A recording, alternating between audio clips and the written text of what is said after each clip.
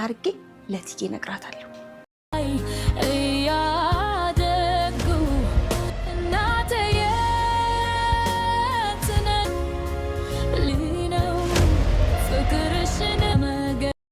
እማይ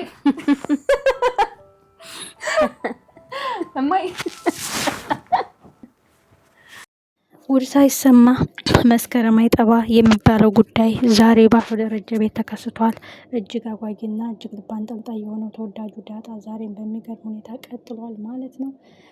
ውድና የተከበራችሁ ቤተሰቦች እንግዲህ በትናንትናው ምዕራፍ ሰላምዬ ወደ ቅልዋ ስትመለስ ከወደቀችበት ስትነቃ ዳጣን አምጡልኝ፣ ያለ ዳጣ መተንፈስ አልችልም ብላ ሁላችንም አስደንግጣ ነበረ። ቃል የገባችውን ነገር አፈረሰች። እንዴት ነው ስም የሆነው? ኦልሬዲ ማርታ አጠገቧ ነው ያለችው፣ ይህን ሚስጥር ዘረገፈችው እያለ ነበረ። ሰላም ሰላም እየተከበራችሁ ውድ ቤተሰቦች ዛሬ በሚገርምና በሚያጓጓ ሁኔታ መጥተናል። እንግዲህ ሰላምዬ ከሆስፒታል እንግዲህ በጥሩ ሁኔታ ወጥታለች። ግን ችግሩ አቅም የለኝም፣ እስከዛሬ የደበቅኩት ስሜቴ፣ ያቀፍኩት ህመሜ፣ የቀበርኩት ሚስጥሬ ገንፍሎ የሚወጣበት ቀን ነው። ከዚህ በላይ ትዕግስት የለኝም ስትላት ወደ ደረጀን አስጠንቅቀዋለች። ሁሉም ተፋጠጡ። በሌላ በኩል አቢጌል እንግዲህ ናታንን የውሸት ይወደኛል አገባሻለሁ ብሎኛል እንዳለች ወይዘሮ ማርታ አወቀች። ወይዘሮ ማርታና አቶ ደረጀ፣ ሰላም፣ ዳጣ ሁሉም ተፋጠዋል። ምን ተፈጠረ? እውነቱ ወዴት እየሄደ ነው? ሚስጥሩስ እንዴት ነው ተደብቆ የሚቆየው? ትክክለኛ የእናት ፍቅር፣ የእናት ናፍቆት፣ የ19 ዓመት ሚስጥር፣ የ19 ዓመት ቁስል እንዴት ነው ተቀብሮ የሚቀመጠው? ሰላምና ዳጣ ተፋጠጡ። እውነታው የቱጋ ነው? ሀቁ የቱጋ ነው? ወይዘሮ ማርታ እጅጉ እንደነገጠች ምን ተፈጠረ በማለት ሁሉም ፍጥጥ ድርቅ ሆነው ቀሩ። እንዴት ያሳዝናል! ጋሼ እንዴት አስቻለህ? ያን ሁሉ እንባ ሳነባ፣ ያን ሁሉ ህመም ስታመም፣ ያን ሁሉ ጸጸት ስጸጸት፣ አጠገብ የሆነ እሷን ስፈልጋት፣ አጠገብ የሆነ እሷን ወኝካት፣ አጠገብ የሆነ እሷን በህልሜ ስፈልጋት ስጠብቃት እንባዬን ሳፈስ እንዴት አስቻለ ጋሼ? የማይፈታ ቋጠሮ፣ ያልተኖረ ልጅነት፣ ያልተመለሰ ጥያቄ፣ ያልተነገረ እውነታ፣ የተዳፈነ ሚስጥር እንዴት ይገርማል! እንዴት ይደንቃል! እጅግ የሚገርምና እጅግ የሚደንቅ ነገር ነው።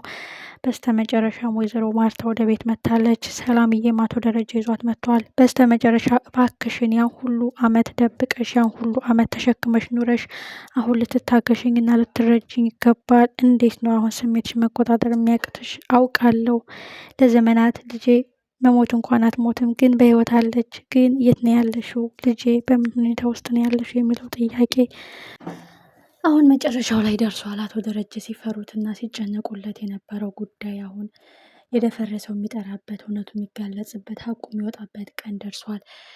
ሰላምዬም ልጇ እንደሆነች ካወቀች በኋላ ስሜቷን መቆጣጠር አቅቷታል። እንዴትስ አስቻለ? ህመሜን እንዴትስ ልታገስ? ስቃዬን እንዴትስ ልቻለው? ቁስሌን እንዴትስ ዝም ልበለው? ሲጠዘጥዘኝ እንዴት ዝም ልበለው? እንዴትስ ልታገሰው? ጋሼ እንዴት አስቻለ?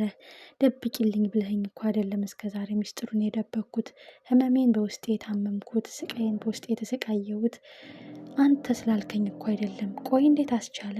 ካሁን በኋላስ እንዴት ነው የምችለው? እንዴትስ ነው አይኗን እያየ ዝም እምለው? መጥፎ ነገር ተፈጥሮ ቢሆንስ? ሳላውቅ አስቀይሜያት፣ ሳላውቅ ብዙ ነገር አድርጊያት ቢሆንስ? ግን የእናትነት ስሜት ይነግረኝ ነበረ፣ እንዲሁ ይሰማኝ ነበረ። ግን አሁን እኔ እናት ነኝ። የወለድኳት ልጄ፣ አምጬ የወለድኳት ልጄ አጠገቤ ሆና ቢያንስ ከስሜት ያለፈ የተለየ ስሜት ለምንድን ነው ያልተሰማኝ? እጅግ የሚገርም እጅግ የሚያሳዝን የሰላምዬ ጥያቄ።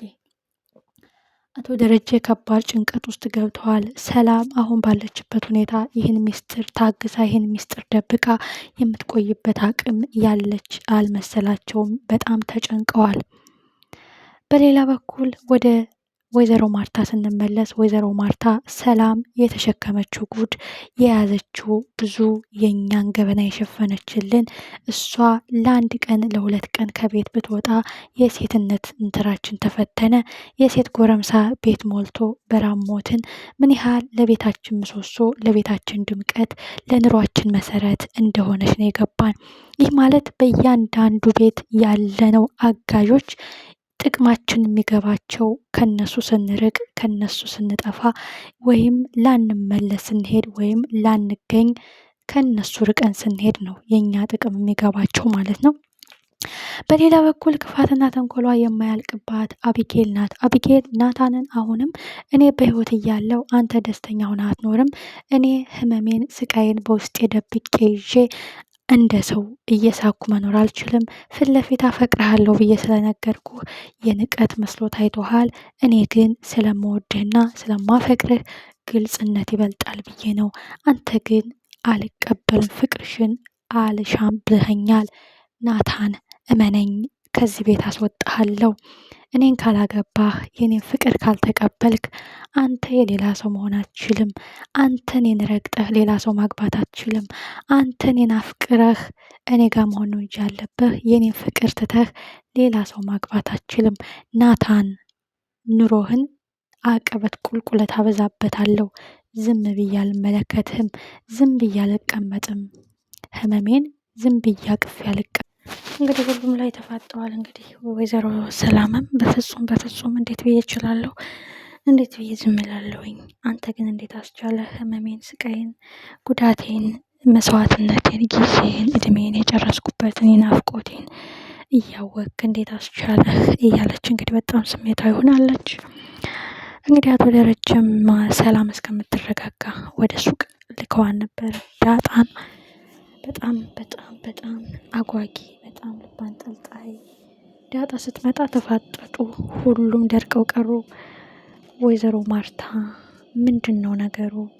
ያልገባኝ የተደበቀ ሚስጥር፣ ያልተናገረኝ የተቋጠሩ ቋጠሮ አለ እንዴ? እስኪ ነገረኝ